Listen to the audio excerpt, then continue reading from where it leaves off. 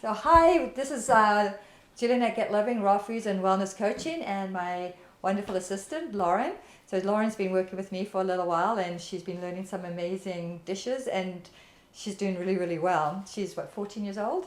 13. 13, yeah. So amazing. So she comes with her mom, and it's wonderful getting the younger generation making healthy foods. So today we're making kimchi, because as we know, kimchi is really good for our bodies for gut health.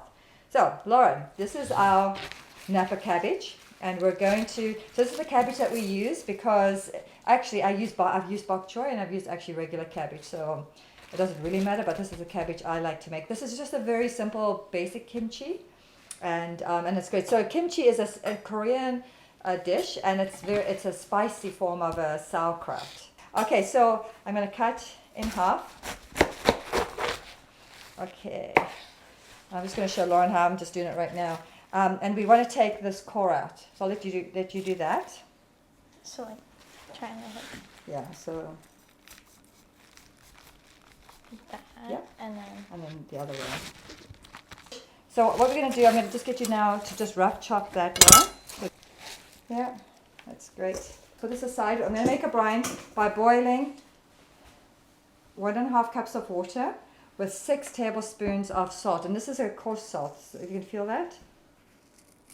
So it's a coarse salt. So that you make a brine. So basically, I'm going to heat this. This is going to, and this is going to boil. Here we've got the brine already, so it's hot. And what I did, I actually put the cabbage in here already, and what the cabbage, and then I put this heavy. This has got my seeds in, and it's just something heavy to go on top. So the whole salt is doing, it's drawing out the water from the cabbage. So I'm going to get as much water out as possible. Do this overnight or for 3 hours or 4 hours. She strained this, and then she just made sure that she got all the water out by pushing this down.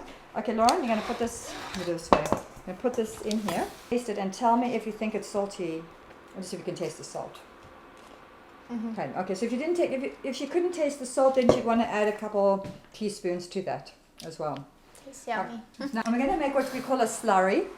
And this is something you don't have to do, but I like to do because it's something that you can, it just makes the cabbage more red, which gives you that red kimchi taste. And I am using a Korean chili powder, which actually is not as spicy as the Mexican powder. So I want you to throw that water in there. This is brown rice flour to thicken, and I want you to throw that in there. So is it on? And so we're going to do it, so she's going to do it till it's thick but pourable. And then we're going to add in our spice. She's going to use the zester or the microplane, and she's going to grate the ginger, which I've already sort of peeled, sort of rough peeled. Chili powder. About ginger, and what Lauren's going to do, she's going to take that mixture. Yeah, we call it a slurry, and you pour it in here. We just make things together, and Lauren loves to get her hands in food, so I always try and make stuff that she can get her hands in. And she's going to just rub the mixture, the slurry, in sort of into the leaves like that, like just roughly, and you can sort of see that. And while you've got your hands in there, you may as well throw the ginger in. There's onion and garlic over here, just chopped in little slices. You can make them in small little cubes if you want.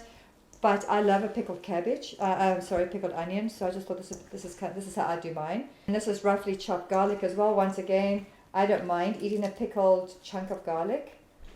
Okay, great. So you can start just sticking it back in here. And of course, you want to make sure this glass container was sterilized, and Lauren washed her hands really well before she started. You could use gloves. These are optional, but I think they're pretty. These are Korean peppers, which as they aren't as hot as other peppers, but still, the smaller the pepper, the harder it is. I'm going to throw it in whole, and so maybe someone in Lauren's household might enjoy peppers. Sure. You want to push it down with your hand.